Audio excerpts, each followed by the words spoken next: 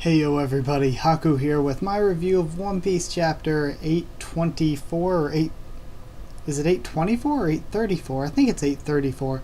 I have 824 written in my notes, but I'm pretty sure that's wrong. I think it's actually 834. But I really like this one, and for those of you wondering why I'm like 2 days late on the review, it's because it's been storming here like every single day, and here it is again storming, so...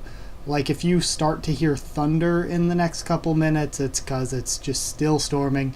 But I was like, I really need to hurry up and record this and post this, because there's no putting it off anymore waiting for decent weather. So yeah, I'm going to try to get this and 2 anime reviews, and I'll try to get both of them posted tonight, which will be Sunday night. And yeah, that's about it.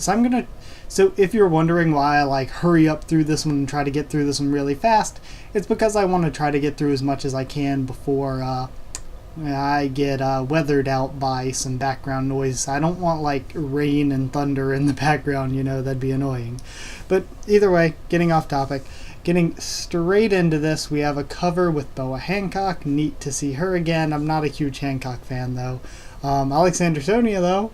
But beyond that, we then see Sanji, and he's frustrated with this whole situation with the handcuffs and his family and just the whole mess of it.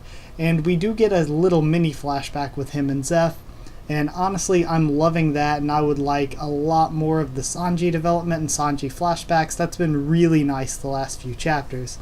But this one, I think the strongest point was us jumping around and seeing a bunch of different characters. Next, we see that Pedro and Brook have actually made it all the way to the capital city, which is Sweet City, and they see Tamago and Pudding, which would maybe make us think that Tamago and company are like stalling Pudding, and that she actually isn't a traitor, but I still don't trust her. I just do not trust Pudding at this point. She's got to do a little bit to build some trust back. But then we see that like they know everything. They've known everything that's been going on since we've gotten to Totland. And since Pedro is surprised, I haven't thought that Pedro was a traitor. Still don't think he's a traitor. I think it's just because we see the flowers looking at them.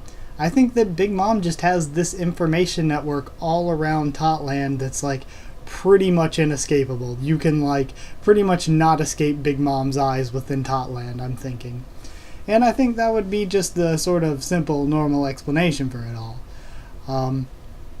Saying a bit because I'm trying to like remember everything and run through everything real quick. Yeah, we find out that, and we also find out that Tamago does know Pedro and who he is. He at least knows of him. And I'm thinking that that's because when Pedro was defeated by Big Mom, I'm pretty sure he probably had to come work for her like Peckham's did, except that instead of staying with her, Pedro ran away and ran back to Zoe. At least that's what I am guessing that his past would be, just my personal thoughts. Also, Tamago does talk about Peckham's and how he wanted to initially plead to Big Mom to get him back. So it's interesting to see that there is that little bit of camaraderie still there. And I kind of skipped over the Jinbei stuff. Basically all we heard of that was a story of Jinbei wimping out and running away, but I doubt that's true. I think there's probably a lot more to it than that, and what Totland is putting out in their newspapers is probably not that reliable when it comes to the situation there. We jump over to Capone with Peckham's at a cliff, and Capone has the chick that we all, I think pretty much everybody thought was married to Gotti, is actually married to Capone. Her name's Charlotte Chiffon, I think 22nd daughter of the Charlotte family maybe? Not sure which number, I don't really remember. And they actually have had a baby son, Capone Gang Pets. And then Capone, he's like, hey, look, a new life and an ending life right in front of it. Shoots Peckham's back into the water, where he's supposed to be chummed by some sharks. But again, I really, really highly doubt he's dead. Like, in my mind, there's pretty much a 0% chance Peckham's is dead.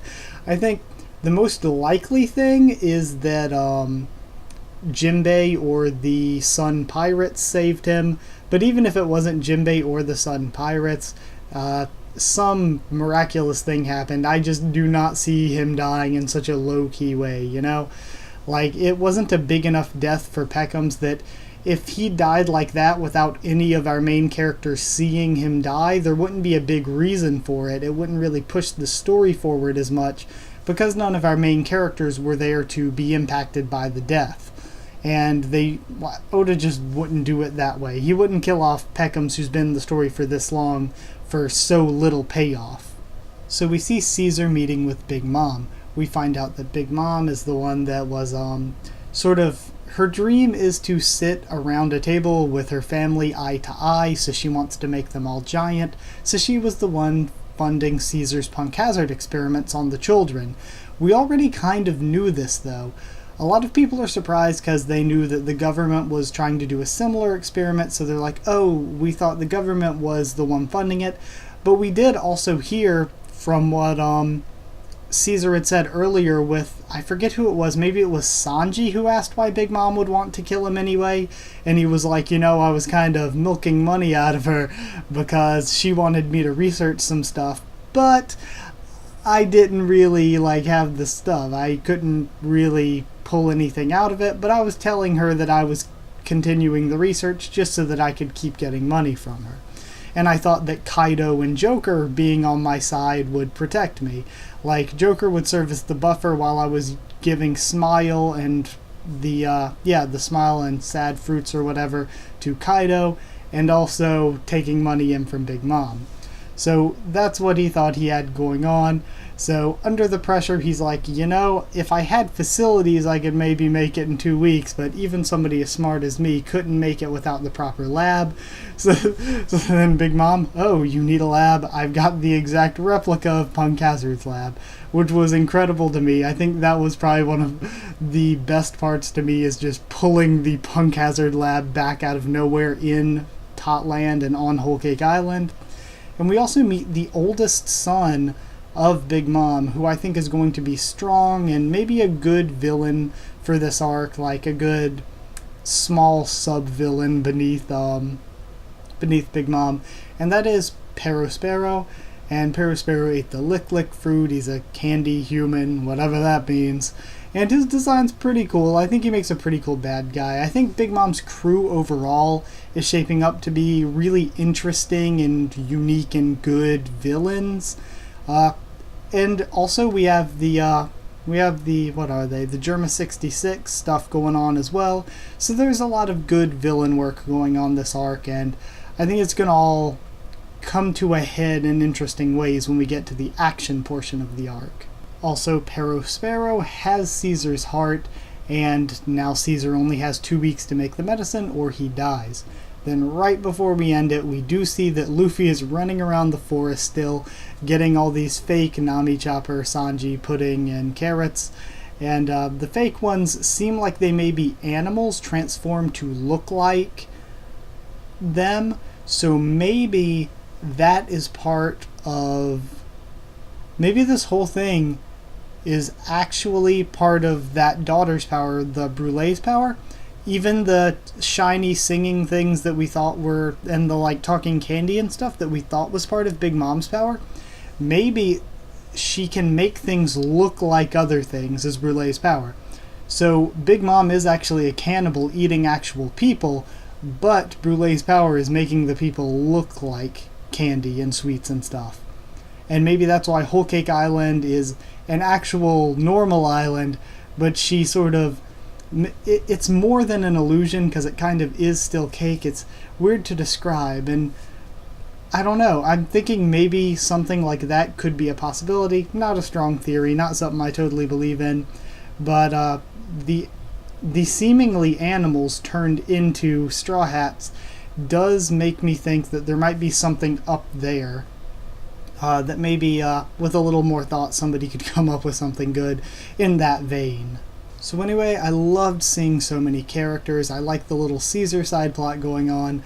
I really like the Sanji development, even though we didn't get much this chapter, and I've been really enjoying it lately, so looking forward to a lot more of that in the future, hopefully.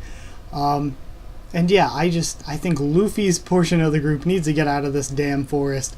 Needs to just go ahead and get that part of the story over with and move on to something else, because it is getting a little bit long-winded, it feels. Like, because we barely ever see him, and when we do see him, it's basically been the same gimmick for all 3 chapters that we've seen them in that forest. Like, if it was something different happening in the forest each time, but it's been the same thing, running around and always ending up at the giant, you can do that for 1 chapter, but once you've done that same gag for 3 chapters, it's kind of getting repetitive. But either way, I did really enjoy this one. Also, there was something else. Oh yeah, I thought that maybe the Big Mom making medicine to make you bigger, that may have been yet another Alice in Wonderland reference because of the medicine or whatever that makes you bigger in Alice in Wonderland. I'm not sure how that works. But yeah, I think that may be another reference there. So yeah, overall enjoyed this one, and I will give it I'll give it 8 candy bin out of 10 because I did really, really enjoy it. But there were a couple places where it wasn't the best it could be and was maybe a little lacking. Overall, nothing to complain about though. So, yeah, I hope you guys liked it. Sorry this went on way longer than I was hoping it would. But, like if you did like the video, comment down there, tell me what you thought of the chapter and what you thought of my thoughts on it. Subscribe for more One Piece, Tower of God, Walking Dead, and more. And follow on Twitter if you want for updates and whatnot. And that's it. So thank you once again for watching, and I'll see you all next time.